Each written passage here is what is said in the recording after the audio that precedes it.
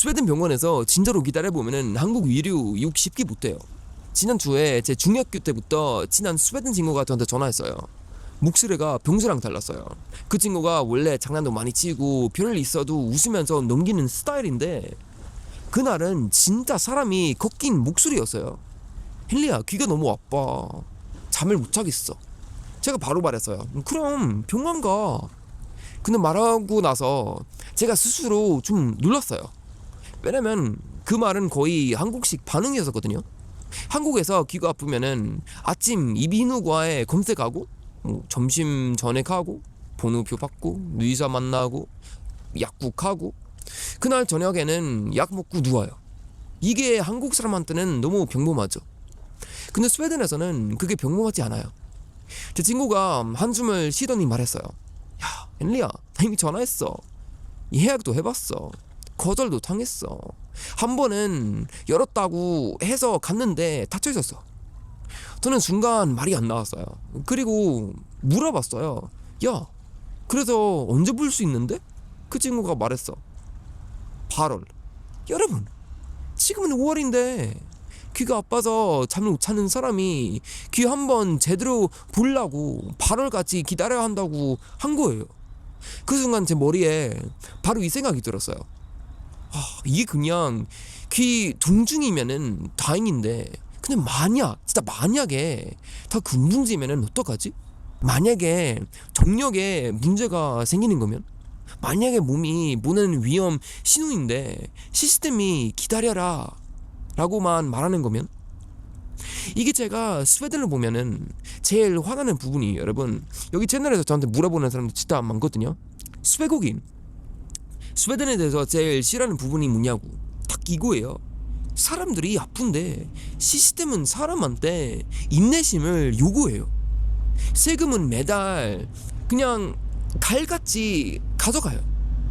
월급에서 빠져나가는 돈 정말 무서울 정도로. 근데 막상 내가 아프면은 나라가 나한테 말하는 느낌이 이거예요. 조용히 기다려. 이게 복지 국가예요? 이게 사람을 지켜주는 시스템이에요? 아니에요, 여러분. 이건 병원비를 돈으로 내는 대신 시간을 비로 내는 시스템이에요. 그리고 그 시간은 공짜가 아니에요, 여러분. 그 시간 동안 사람은 잠을 못 자요. 일을 제대로 못 해요. 불안해서 밤에 검색만 해요.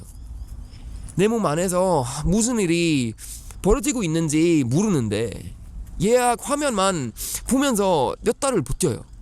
이건 아직도 무료 의료라고 부르는 게 이게 진짜 이상해요. 무료가 아니에요. 이미 세금으로 냈어요. 그리고 다시 시그널로 내요. 그리고 다시 불안으로 내요. 결국 어떤 사람들은 사설 병원 찾아가서 또 돈으로 내요. 그러면 이거는 대체 뭐예요? 세 번 내는 거잖아요. 한국 의료도 완벽하진 않아요. 근데요, 완벽하지 않은 것과 작동하지 않은 것은 완전히 다른 문제예요, 여러분. 한국은 불안할 수 있어도 기본적으로 움직여요. 아프면은 문이 열려 있어요. 전화하면은 누군가 받아요. 동네에 병원이 있어요. 약국이 있어요. 검사 받으려면은 길이 있어요. 그냥 결과가 나오면은 다음 단계가 있어요. 한국 사람들은 이걸 너무 당연하게 봐요. 그리고 너무 당연하게 생각해요. 근데 저는 외국에서 살면서 알았어요. 사회에서 가장 무서운 건 불친절이 아니에요, 여러분. 가장 무서운 건 시스템이 느려져서 사람이 그 안에서 그냥 멈춰버리는 거예요. 제가 한국에서 살 때는 이런 장면을 많이 봤어요. 아는 형이 갑자기 목이 부었다가 해서 같이 밥 먹다가 바로 근처 이비인후과에 갔어요. 밥 먹던 흐름이 끊겼는데도 아무도 이상하게 생각하지 않았어요. 아프면 가야지. 30분 뒤에 그 형은 약풍지 들고 나왔고 우리는 다시 커피 마셨어요. 별일이 아니었어요. 근데 사실 그 별일 아닌 게 나라 힘이에요. 별일 아닌 문제를 별일 아니게 처리해주는 사회. 그게 얼마나 큰 건지 한국 안에 있으면은 잘 안 보여요. 스웨덴에서는 작은 문제가 그냥 작게 끝나지 않을 때가 많아요. 왜냐면 전문이 안 열려요. 전화를 해도 그냥 먼저 간호사랑 통화해야 하고 설명해야 하고 설득해야 하고 그 등중이 충분히 심각한지 충면해야 하고 몸이 아픈 사람이 갑자기 자기 몸에 그냥 변호사가 돼야 해요. 근데 반응이 뭔지 알아요, 여러분? 조금 더 지켜보세요. 그 말이 얼마나 사람을 그냥 미치게 하는지 아세요, 여러분? 몸이 아픈데 지켜보래요. 귀가 아파서 잠을 못 자는데 지켜보래요. 그럼 그동안 내 인생은 누가 책임을 져요? 아무도 책임은 안 져요. 그냥 개인 문제가 돼버려요. 여기서 제가 더 화나는 건 스웨덴은 세금을 적게 내는 나라가 아니라는 거예요. 여러분 다들 알고 계시죠? 여러분, 우리의 세금 거의 40%네요. 월급 받기 전에도 이미 그게 잘려나가요. 그러면은 최소한 아플 때는 나라가 빠르게 반응해야 하는 건 아닌가요, 여러분? 근데 현재는 반대예요.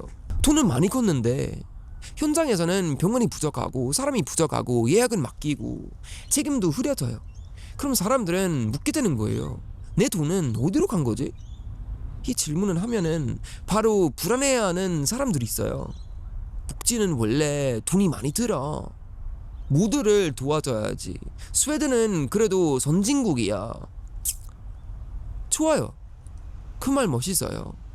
근데 멋있는 말로 귀 아픈 사람을 치료할 수는 없어요. 선한 이미지로는 잠을 못 자는 사람을 재울 수는 없어요. 국가가 착한 척하는 건 쉬워요. 어려운 건 실제로 작동하는 거예요. 저는 이민 자체를 욕하는 게 아니에요. 저도 한국, 미국, 호주에서 외국인으로 살아본 사람이에요. 그리고 지금 호주에서 지금 외국인 있잖아요. 그래서 외국인이라는 이유로 사람을 몰아가는 말은 싫어요. 그냥 정책은 냉정하게 봐야 해요. 한 나라가 감당할 수 있는 속도보다 더 빨리 사람을 받아들이면은 동업도 못하고 병원, 학교, 주거, 행정 수용 능력은 그대로 주고 그냥 정진들은 우리 착한 나라라는 말만 반복하면은 이 비용은 결국 평범한 시민이 냅니다. 특히 조용히 일하고 세금 내고 규칙 지키고 병원 한 번 가려고 줄 서는 사람들이 냅니다. 이게 잔인한 거예요, 여러분. 소리 큰 사람은 자기 목을 요구하고 정치인들 이미지 챙기고 시스템은 서서히 무너지고 가장 평범한 사람만 기다려요. 병원에서 기다려요. 집 구할 때 기다려요. 행정절이 기다려요. 나라 다시 정상으로 돌아오길 기다려요. 근데 어떤 나라는 너무 오래 기다리면은 정상이라는 감각 자체를 잃어버려요. 제가 어릴 때 기억하는 스웨덴은 이 정도는 아니었어요. 물론 그때도 완벽하지 않았죠. 근데 지금은 그 믿음이 약해졌어요. 사람들이 서로 말은 안 해도 알고 있어요. 이건 예전 같지 않아. 근데 이 밖으로 그 말하면은 불편한 사람이 돼요. 부정적인 사람이 돼요. 나쁜 사람이 되는 것처럼 분위기가 만들어져요. 그래서 다들 조용히 참고 살아요. 그리고 그 조용함이 제일 위험해요. 한국은 시끄럽죠. 병원에서 불만도 바로 말하고 뉴스에 나오고 댓글도 난리 나고 사람들이 화를 내요. 가끔 너무 과하다 싶을 때도 있어요. 근데 저는 이제 그 시끄러움이 부러울 때가 있어요. 왜냐면 한국 사람들은 아직 이건 말이 안 된다 라고 말하는 힘이 있거든요. 스웨덴에서는 많은 사람들이 속으로는 화가 나도 겉으로는 조용히 삼겨요. 그러다가 나라 전체가 천천히 나빠져요. 아주 천천히. 너무 천천히 나빠져서 어느 날 갑자기 친구가 전화해서 말해요. 헨리야, 귀가 아픈데 8월까지 기다려. 그래야 깨닫는 거예요. 아, 이건 불편함이 아니라 붕괴구나. 작은 동증 하나도 제대로 처리 못하는 나라가 되어가고 있구나. 이건 병원 얘기만 아니에요. 이건 사회가 사람에게 어떤 약속을 하느냐의 문제예요. 한국에서 아프면은 최소한 사회가 이렇게 말하는 느낌이 있어요. 일단 와. 한번 보자. 스웨덴에서는 점점 이렇게 느껴져요. 네가 정말 심각한지 먼저 증명해. 이 자해가 사람 마음을 바뀌어요. 아픈 사람이 쉽게 병원을 갈 수 있다는 건 그 사회가 아직 사람 몸을 빠르게 받아준다는 뜻이에요. 그게 얼마나 인간적인지 몰라요. 제가 한국 처음 살 때는 감기 걸리면은 약국에서 약을 받고 병원 가고 주사 맞고 다음날 일하러 갔어요. 그때는 그냥 한국은 빠르네 그 정도였어요. 근데 지금 제 친구 전화를 받고 나니까 그 기억이 완전히 다르게 느껴졌어요. 한국이 빠른 게 아니라 한국은 아직 사람을 기다리게 해서 무너뜨리지 않은 나라였구나. 물론 한국도 위험해요. 한국 위류가 강하다고 해서 그냥 영원히 강한 게 아니에요. 시스템은 한 번은 느려지기 시작하면은 다시 빠르게 만드는 게 진짜 어렵습니다. 사회가 한번 기다려도 된다에 익숙해지면은 사람 고통이 행정 파일처럼 변해버려요. 그리고 그때부터 진짜 무서워요. 아픈 사람이 사람이 아니라 순번이 돼요. 동중이 삶이 아니라 데이터가 돼요. 불안이 현실이 아니라 접수되기 시간이 돼요. 저는 한국 사람들이 위료 욕하지 말라는 말을 하는 게 아니에요. 욕해야 할 건 욕해야죠. 고쳐야 할 건 고쳐야죠. 근데 제발 기준을 잃지 말라는 거예요. 한국 위료가 완벽해서 소중한 거 아니에요. 한국 위료가 아직 반응하기 때문에 소중한 거예요. 아픈 사람이 문 앞에서 몇 달 동안 멈춰있지 않아도 되기 때문에 소중한 거예요. 동네 병원은 불이 켜져 있고 약국 십사가가 보이고 진료 끝나고 바로 약품지를 들고 나갈 수 있는 게 사실은 엄청난 사회적 자산이에요. 한국 사람들은 그게 매일 보니까 작게 느껴요. 근데 밖에서 보면은 그건 작은 게 아니에요. 그건 나라가 아직 살아있다는 신호예요. 제 친구는 아직도 기다리고 있어요. 귀가 아파서 잠을 절치고 일을 할 때 집중 못하고 예약 날짜만 보고 있어요.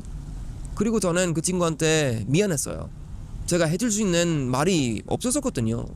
힘내 라는 말도 너무 가볍고 괜찮을 거야 라는 말도 무책임하게 느껴졌어요. 그래서 전화로 끊고 한동안 그냥 앉아 있었어요. 그리고 한국 병원 생각이 났어요. 작은 건물, 2층, 오래된 의자, 접수대, 직원 목소리, 진료실 앞에 앉아있는 사람들, 약국 붕두 소리. 예전에는 너무 평범해서 아무 감정도 없던 장면들이 갑자기 엄청 귀하게 느껴졌어요. 나라의 수준은 멋진 복지 구호로 결정되는 거 아니에요. 아픈 사람이 오늘 도움을 받을 수 있느냐로 결정돼요. 세금을 얼마나 걷느냐가 중요한 거 아니에요. 그 돈이 사람에게 제때 돌아오느냐가 중요한 거예요. 무료라는 말에 속으면 안 돼요, 여러분. 공짜처럼 보이는 시스템도 누군가는 반드시 값을 내요. 돈으로 내든 시간으로 내든 동전으로 내든 불안으로 내든. 그리고 제가 보기에는 시간과 동전으로 내는 의료비가 제일 잔인해요.